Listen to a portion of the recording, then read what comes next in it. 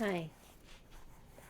Why is it difficult for many former witnesses to find a church or to feel comfortable in church when they leave the org? What are our expectations? What are we looking for when we go to a church? Did the org immunize us against churches?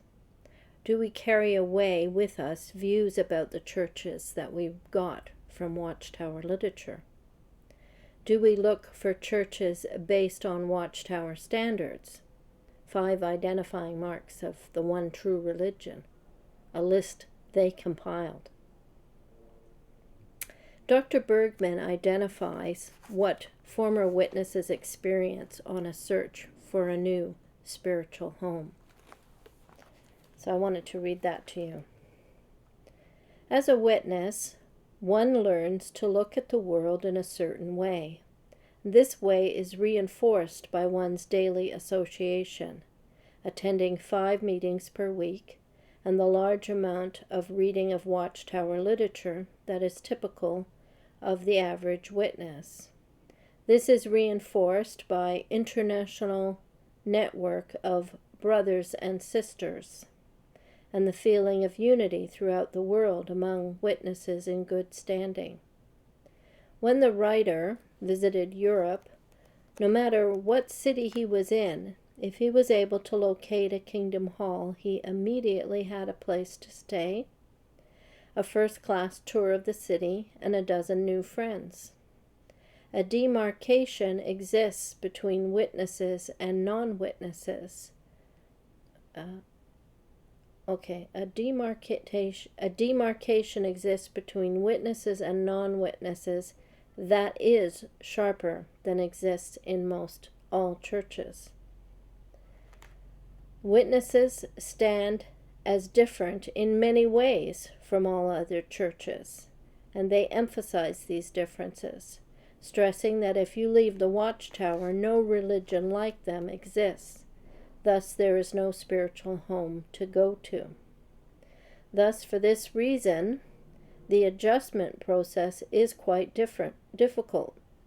If an Episcopalian leaves the church, it is not difficult to begin attending a Presbyterian or even a Catholic church. A witness who leaves, though, finds that there exists few organizations that are similar. So we might think that way when we leave the witnesses, that we had this unity, but it was uniformity. It's much more difficult to worship with people you don't agree on everything with. And that's what makes the church actually a better place to go, because you can go and worship with people that you don't agree with everything on. When it's forced, it's just the way you're looking at it. It's the angle you take on it. So what do we look for? And what do we find? Perhaps looking at the early church is a help. Was the early church uniform or diverse? Check out the contrast between the churches of Corinth and Jerusalem. I have listed as a suggested reading 1 Corinthians chapters 11 to 14 and Romans 14 and Acts 21.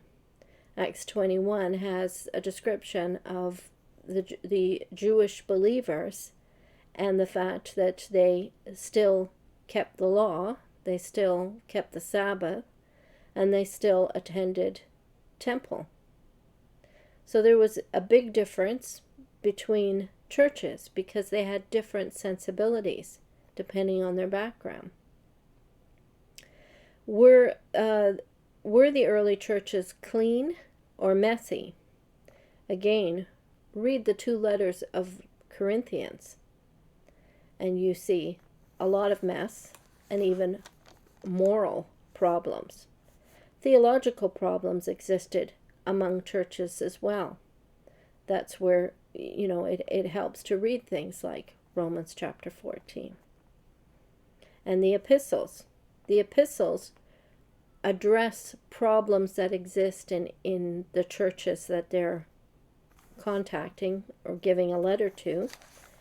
And you see that these churches, even though they were established by apostles, oftentimes, they still had problems because of the backgrounds they had, the sensibilities they had, so they needed counsel. That's why those letters were directed to them. They weren't all in agreement with each other. Was the church self-centered or Christ-centered? I would say the Watchtower talks a lot about itself, which I denied when I was a witness, but was challenged, and when I listened at the Kingdom Hall, I realized they do talk about themselves a lot as the true religion, as the right organization, as, respect the FDS, the governing body, the elect. They talk a lot about themselves, but when you read the epistles or all of the New Testament, you see the emphasis is on Christ. Are they contractual or communal? An organization or a family? Here are some of the descriptions of the early church. Children of God, the household of God, the family of God, adopted as sons of God. The description fits family, not organization. Another question we might ask when we're about to look for a new spiritual home, is, are we self-aware? Do we recognize our need for a Redeemer, a Savior, for forgiveness ourselves? Or we might have been blind to that. I certainly was blind to my need for a Savior. It was always the other guy that needed correction. And that seems to be the spirit we have as witnesses, that everyone else needs what we have. Everyone is at various stages of self-awareness if they're seeking God. Do we look at the fellow travelers, the people around us who are going to worship, with that thought in mind? It may be a bitter pill to swallow, but our problem is ourself. It is not the org, or the governing body, or society in general, or the church, or our family, or our experiences. Each of us is in need of a physician. The church is at best, the church at best is a hospital. It's a hospital ward for a dysfunctional family. If we have that in mind when we're at church, I think we will manage much more easily. Each of those that are there are in need of curing, caring, forgiving, and discipling. Discipling will help in your recovery from org. I was going to link. Okay, I'm linking to